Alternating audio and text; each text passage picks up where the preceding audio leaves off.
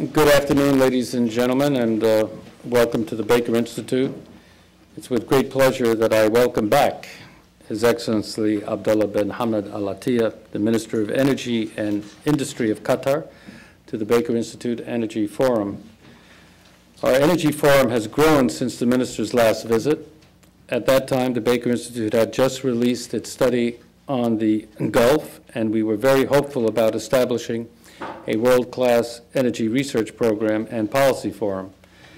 Today, I'm very happy to say that with the support of our Energy Forum members, Anadarko Petroleum, Apache, Baker Hughes, British Petroleum, Chevron, Texaco, Conoco, Duke Energy, ExxonMobil, IRI International, Kuwait Petroleum, Marathon, Noble Drilling, Occidental, Petroleum Energy Center of Japan, Schlumberger, Shell, the Tasahio Charitable Trust, and Wally Wilson, we have been able to embark on 8 ambitious energy studies, including a major joint task force on strategic energy policy, and a recent study conducted in conjunction with PEC of Japan on emerging natural gas technologies.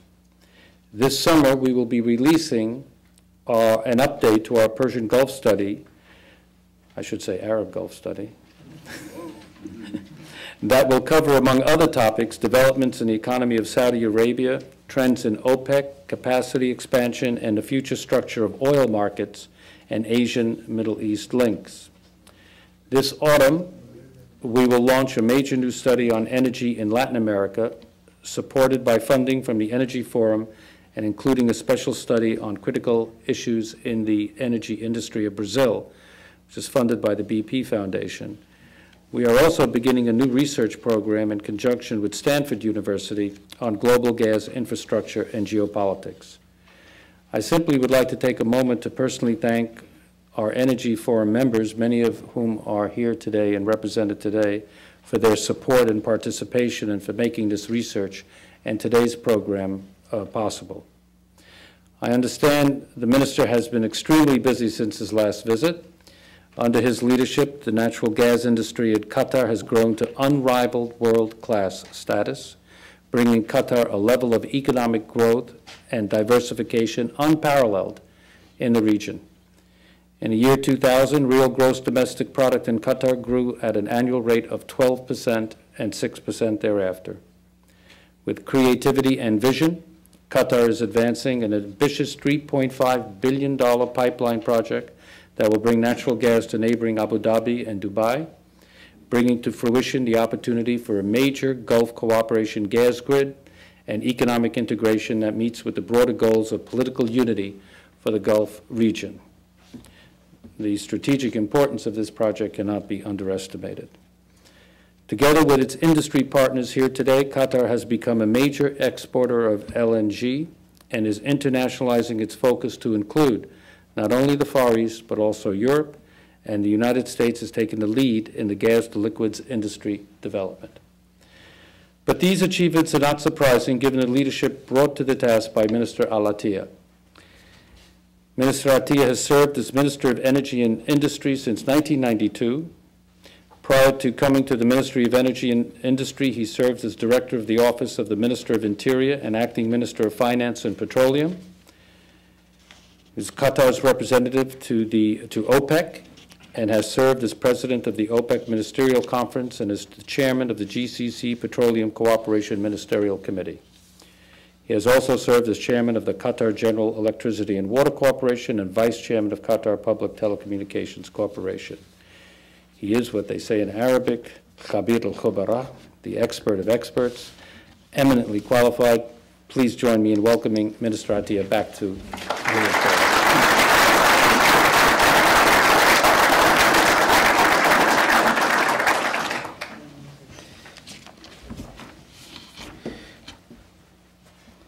The Honorable James Baker, ladies and gentlemen, Ambassador Georgia.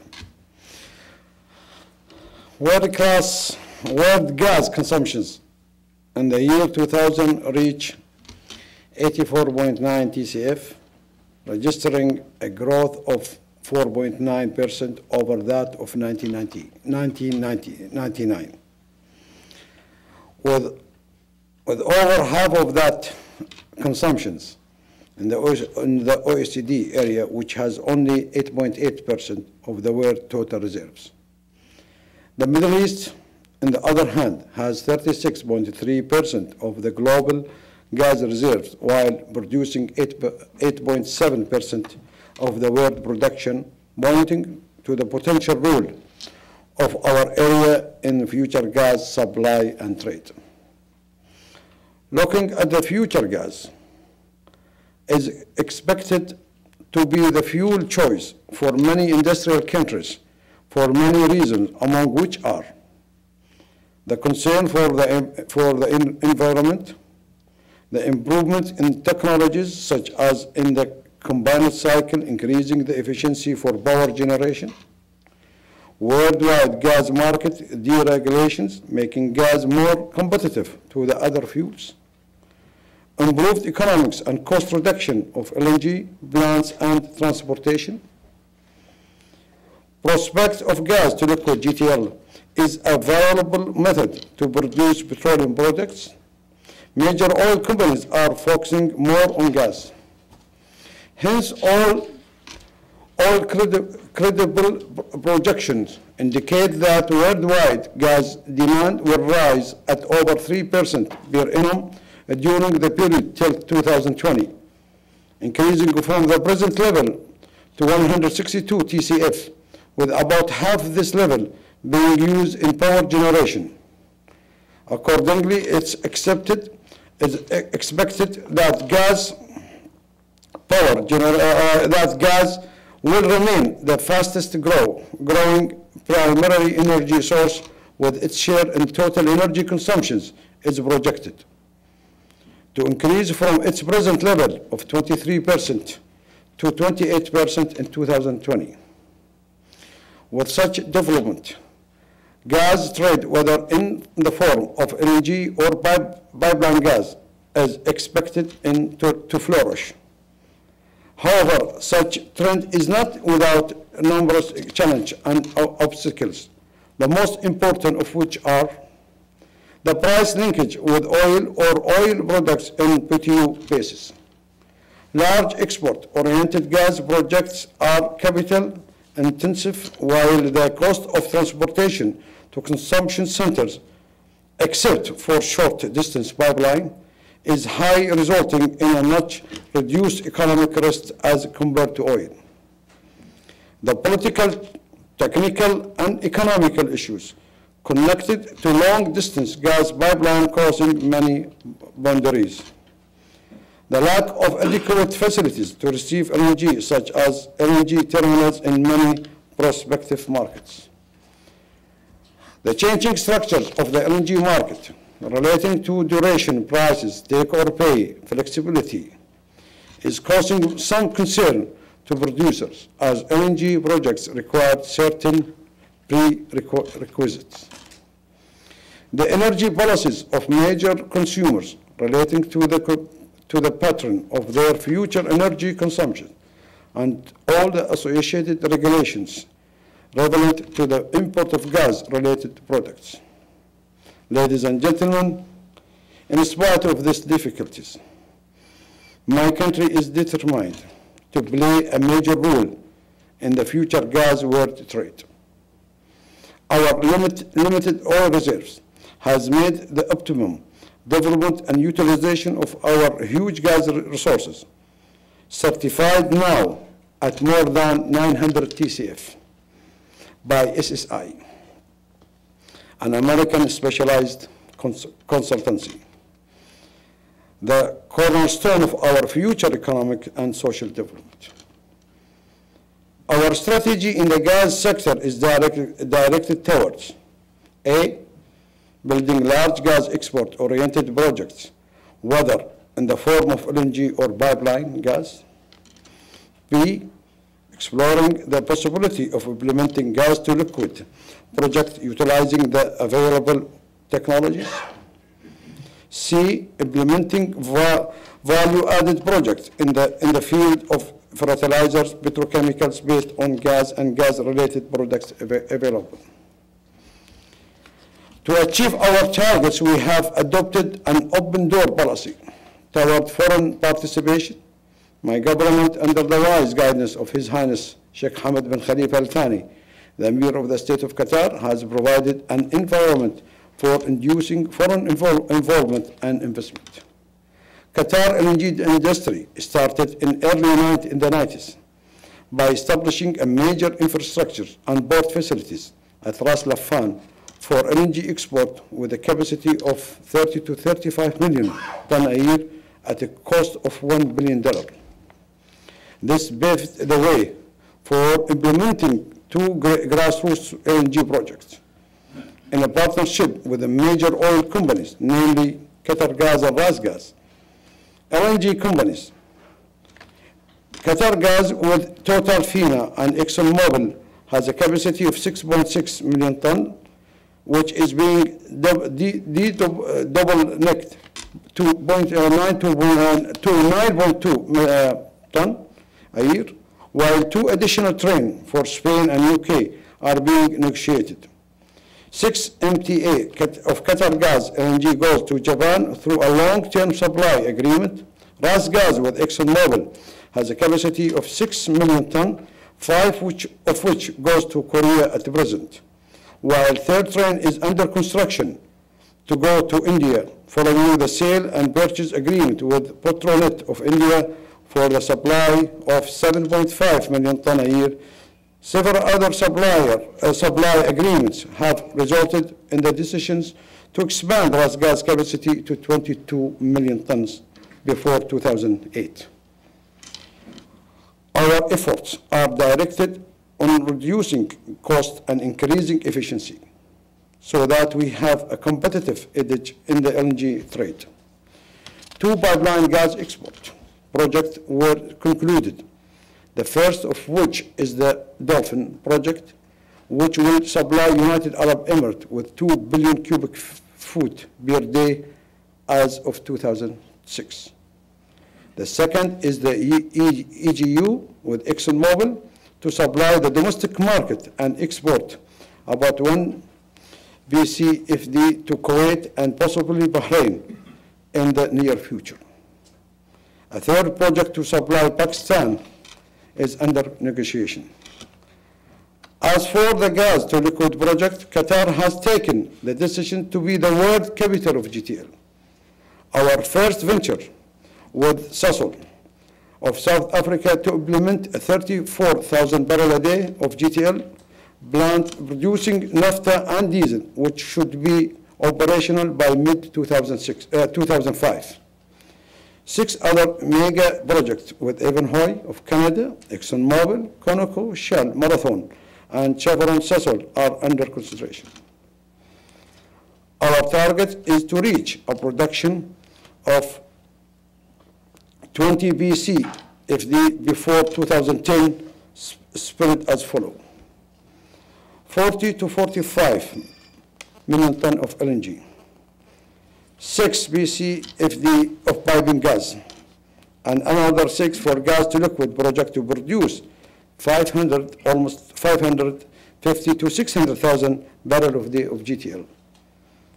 Furthermore, coupled with such development, we aim to achieve a spread of diversified fertilizers, petrochemicals project based on methane, ethane, propane, and other components of our gas.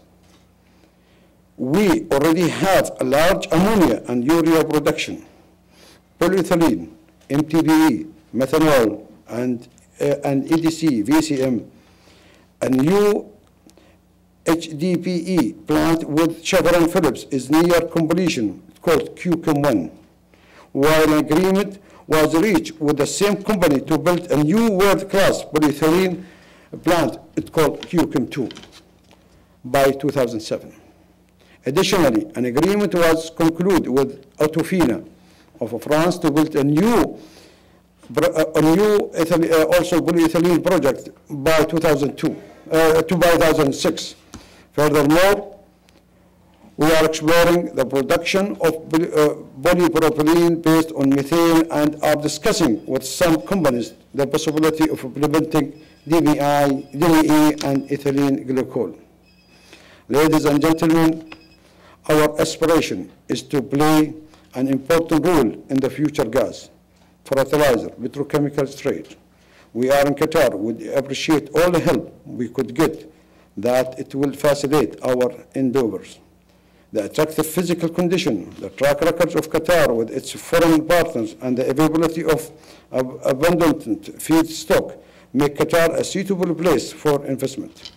Already about $26 billion were placed in Qatar, in the Qatari oil and gas sector, and it's anticipated that more than $16 billion additional will be placed before 2010. I'm extending an open invitation to the other American companies to participate in our hydrocarbon development. At the end, allow me to express my sincere appreciation to the Honorable James Baker for his kind invitation, and to express my thanks to all of you for attending this gathering. Thank you very much.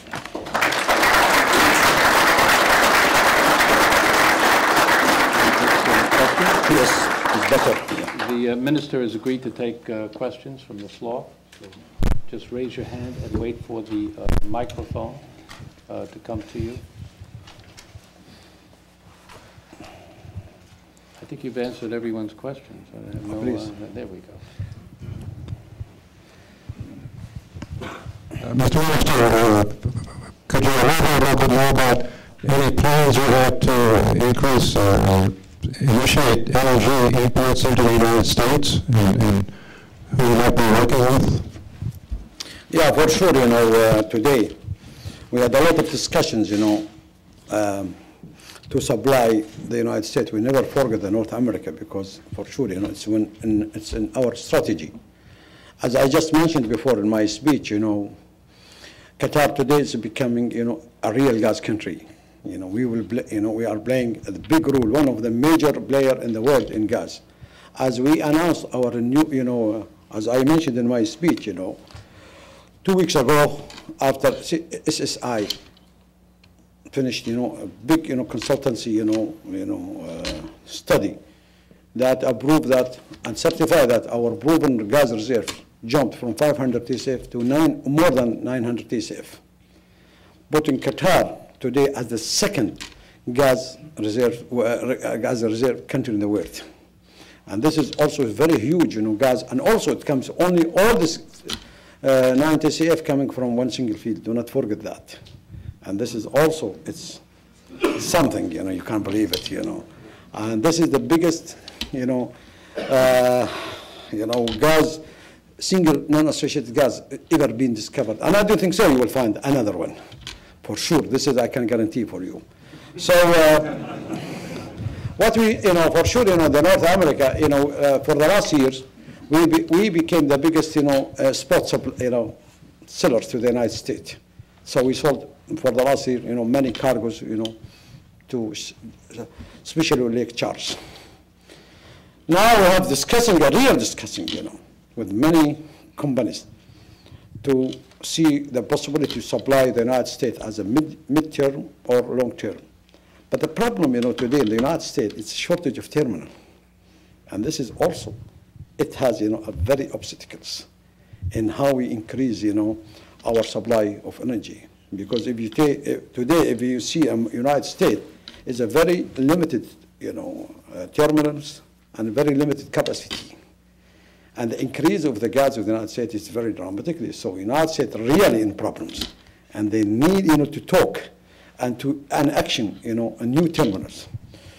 For sure today, what the problem in the United States, when you go to California, they don't want the terminal in them. They want it not in their backyard. Built it in Mexico, built it everywhere, but not in California. But yeah, we need the gas. And when you go to Maryland, security after 11 of September, who will secure this, terminals? Boston, the same things. And so even after 11 of September, dramatically change, and other. But I think, there are, America needs, especially the United States, needs more, terminals to satisfy and security of supply too. Otherwise, then you will find yourself with a shortage of gas, and there are a lot of gas in the world, especially from our area, are ready to come to the United States. But the problem sometimes you will face difficulty of Difficulty is how to provide, or how to find, an shipment or, more, terminals to receive this gas.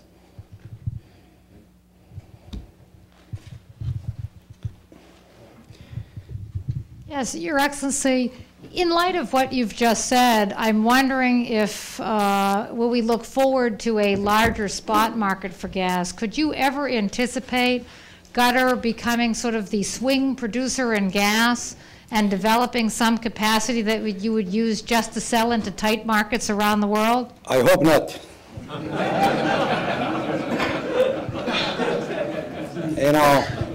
Okay, I enjoy, selling, some spot as an excess production, but I will not build my strategy in the spot.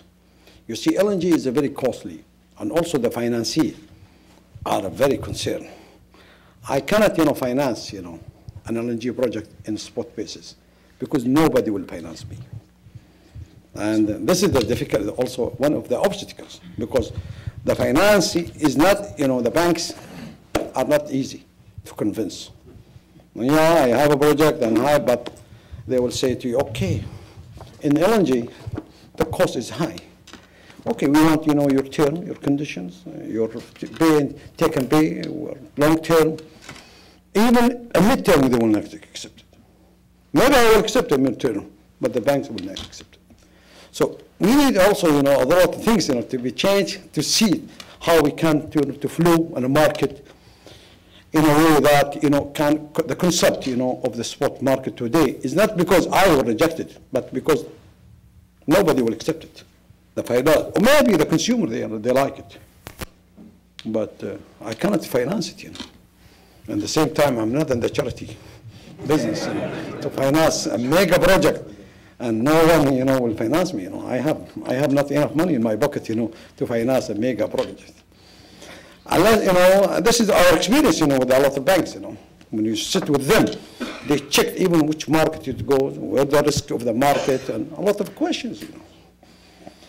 So we are not rejected, in a way. But also, the big issues, the big address, the banks were rejected, the financiers were rejected. They will not allow you, they will not give you enough money to build this LNG, and just wait for spot. And sometimes, I'm sympathized with these bankers, because bankers is not an easy money too. They will not give you money just to finish it, just on spot markets. Nobody will give spot money.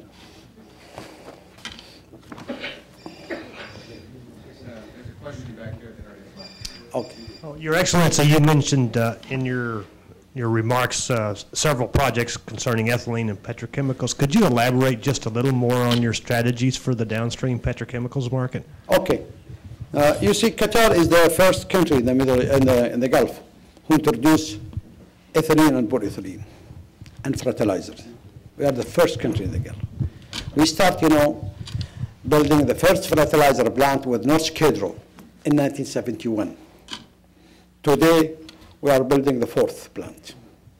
And Qatar today is almost one of the biggest producer of ammonia and urea. We will produce almost 3 million tons a year. For sure, we are only consume 2,000 tons a year. As Qatar, is not an agriculture country, it's almost dry, so we are not. And this is why, today, Qatar is playing a more role, because of the availability of gas, for sure. And this is, in the huge gas of reserve, for sure we create a very nice basket, we call it, a gas basket. LNG, GTL, DMEI, NGLs, pipeline, and petrochemical fertilizers.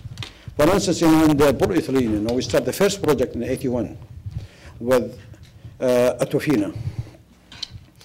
Today, this project is produced about 600,000 tons. It will jump to 750,000 tons in 2 years from now. The other project is now under construction with Phillips. And my friend Phillips is with a big smile in the middle.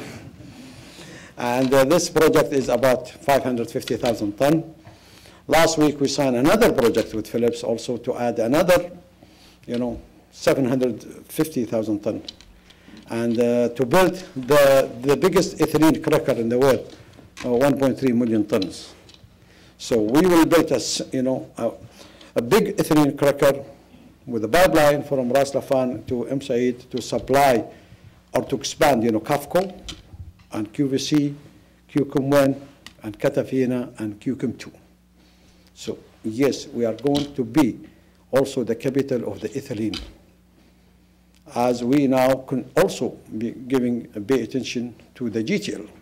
And I said, we start, many years, and to study, how to implement, and we are the first country in the world to concentrate, to create, what they call the commercial GTL. And we start with Sasol, many years ago, and Exxon that time, and others. And then today, Sasol QP project is in the tendering process. Hopefully, we start construction soon, and will be in production middle of 2005 and 2006. Also now we are having a big projects, to discuss with ExxonMobil, Marathon, Conoco, Ivanhoe, and what they call it, the second one, Chevron, Sasol. And for sure, we are planning to be, as Qatar, the capital of the GTL in the world before 2010. To what extent is it in your strategy to invest in other gas-producing countries like Venezuela? Oh, we have a very good relationship with Venezuela, and for sure, I was in Venezuela last January, and we're already discussing that, too. We have a lot of experience in LNG. Now we have very advanced in LNG today. Qatar production today is 16 million tons. And we will jump to 45 million tons, hopefully, before 2010. And Qatar will be the biggest LNG producer in the world. And for sure, we have a good relationship, and especially today, when Mr. Rodriguez became the PDVSA president, and he's a very close friend of mine. I just called him yesterday, and we had, a nice call, because next week I will have OPEC meeting in Vienna. And for sure, we are preparing for this meeting, I hope it will be a very successful one.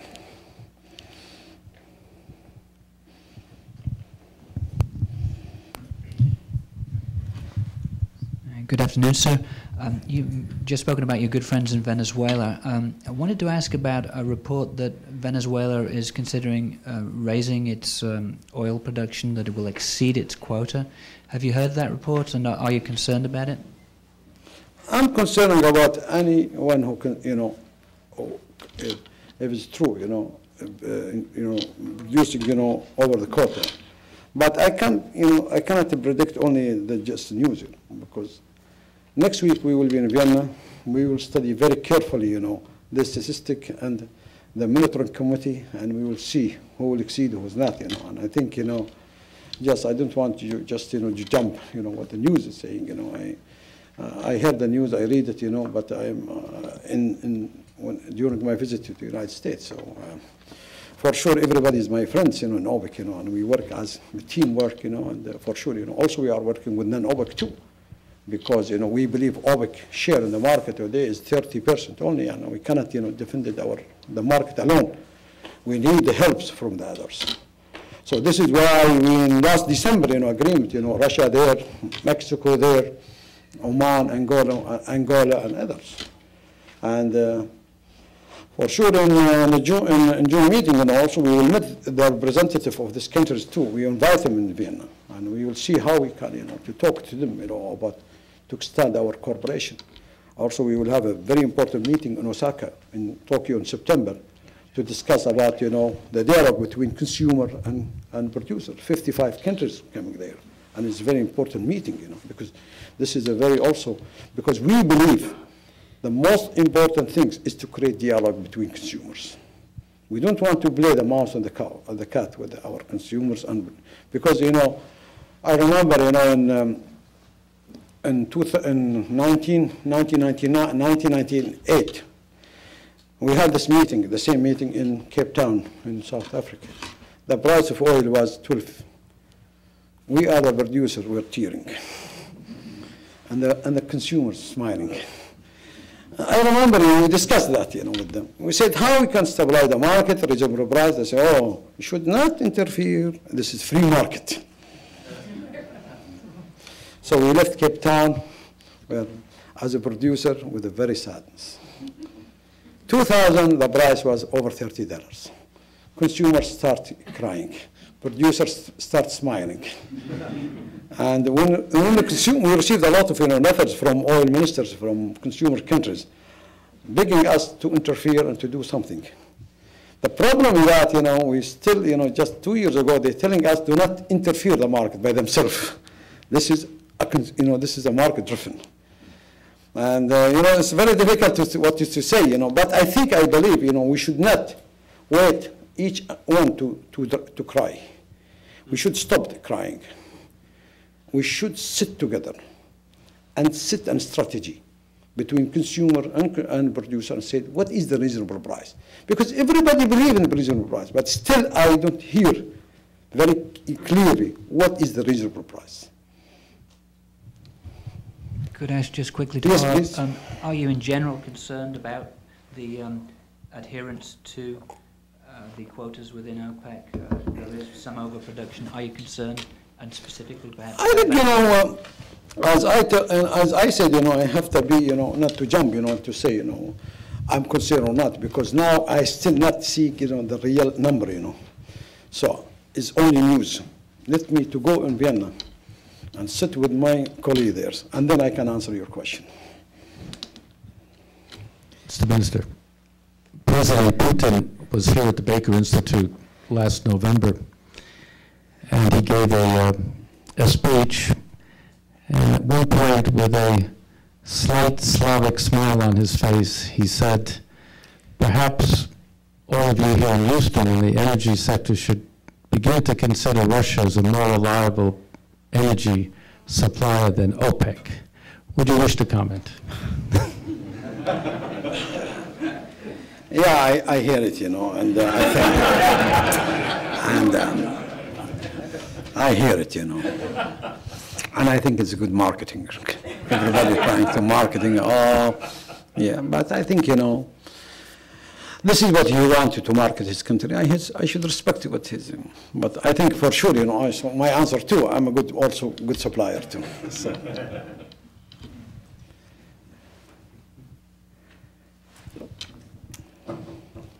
Any other questions, please? Thank you very much. Okay, thank you. Pleasure.